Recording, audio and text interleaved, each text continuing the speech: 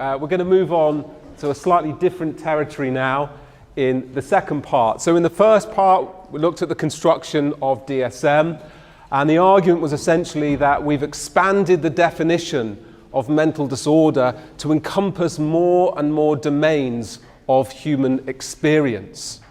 Now, one of the consequences of that, of course, is that we've created a larger and larger market for psychopharmaceutical medications, right? Because the more people out there in society who are disordered, the more people out there who are going to need treatments.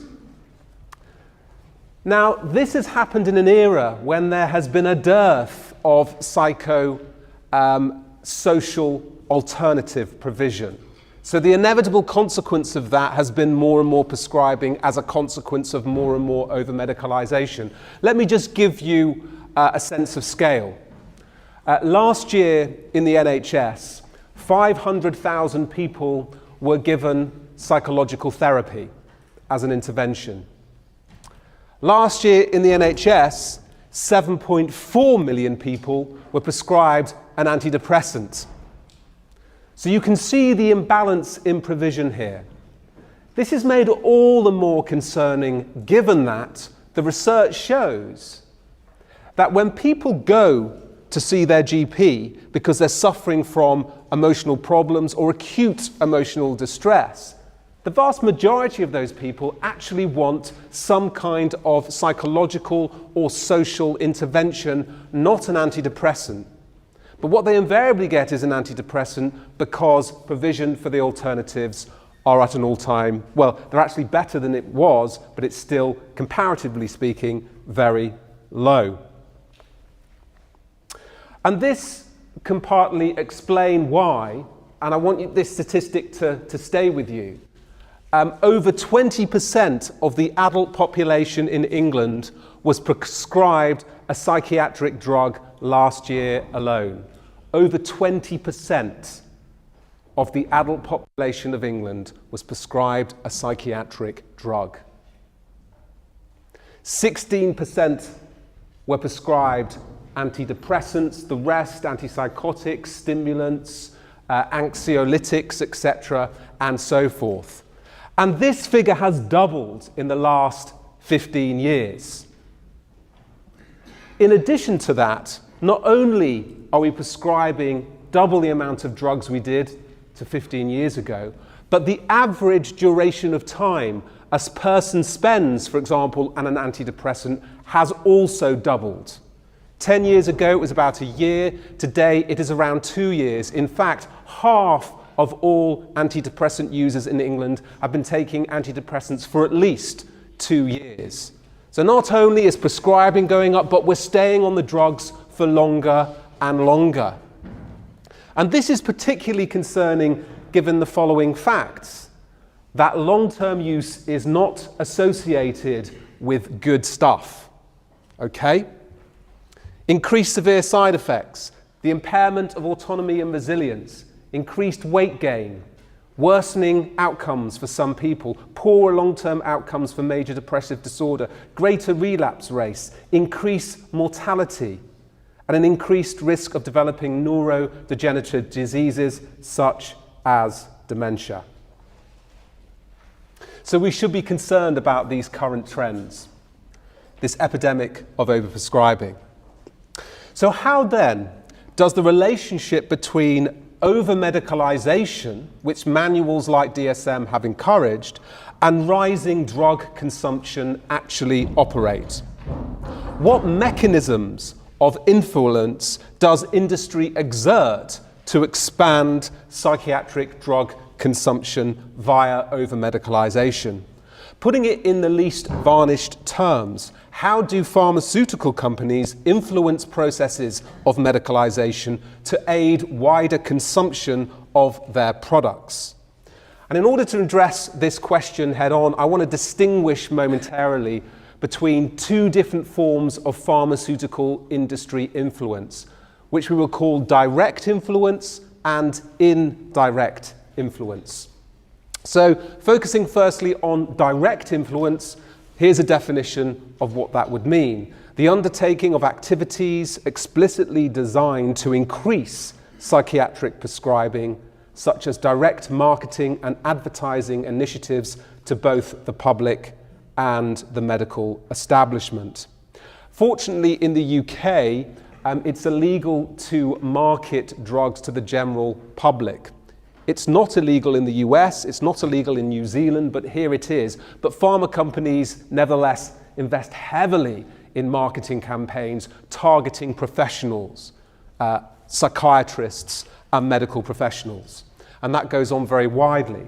But allow me for a moment just to give you an illustration of direct marketing to the consumer. And this concerns a new diagnosis that was introduced into the DSM-4 in the year 2000. And this diagnosis was called premenstrual dysphoric disorder. Apparently, up to 8% of women were said to suffer from the condition, and its main symptoms occurred 2 weeks before menstruation.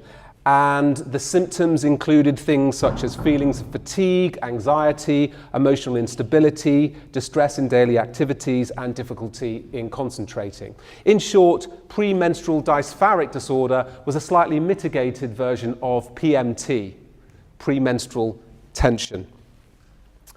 Now, by the early 2000s, the number of women being diagnosed with premenstrual dysphoric disorder went up exponentially. And one of the key reasons for this was that the pharmaceutical company Eli Lilly had begun investing tens of millions of dollars promoting this so-called disorder and its so-called corrective, something they called Serafem. And what I want to show you now is one of the commercials with which Eli Lilly was flooding the airwaves during this time. There were about 4 commercials in total. This was one of them. This was perhaps the most popular one. Let me just play it to you. Think about the week before your period. Do you feel irritability, tension, tiredness? Think it's PMS. Think again. It could be PMDD, premenstrual dysphoric disorder. There's intense mood and physical symptoms the week before your period. Sound familiar? Call to get free information about PMDD and a treatment your doctor has to related symptoms. Why put up with this another month? It's back. The week before your period. Mood swings, bloating, irritability. Think it's PMS. Maybe it's PMDD. Those intense mood and physical symptoms right before your period. Sound familiar? To find out how your doctor can help, call or visit pmdd.com today. Why feel like this another month?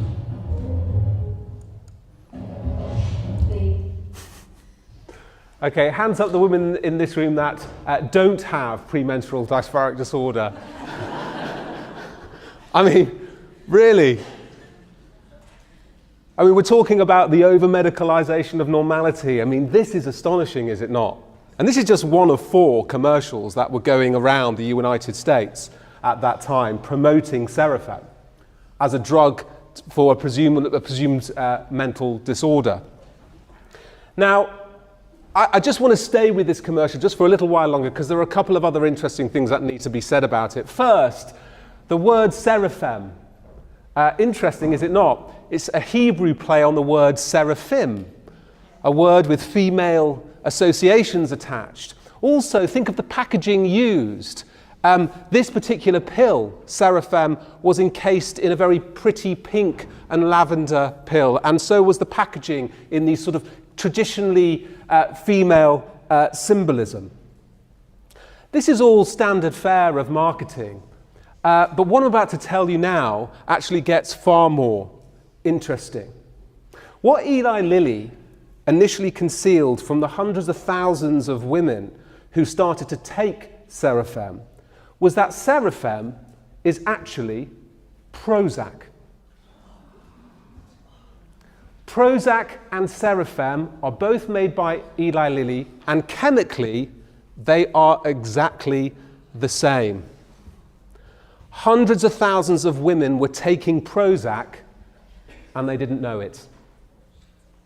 They just repackaged the pill. Now, I've given you that example because I don't want you to go away thinking that direct marketing is good and pure. Because it's direct, because it's obvious, everything's fine. We can laugh at this stuff. Isn't it funny? We're not that stupid. But you didn't know what I just told you, did you? And nor did the women who were taking Serafem know they were taking Prozac. So direct marketing is problematic. But I don't want to focus too much on direct marketing today because I want to actually focus on something that is even more problematic, and that's its more clandestine alternative, what we will call indirect marketing.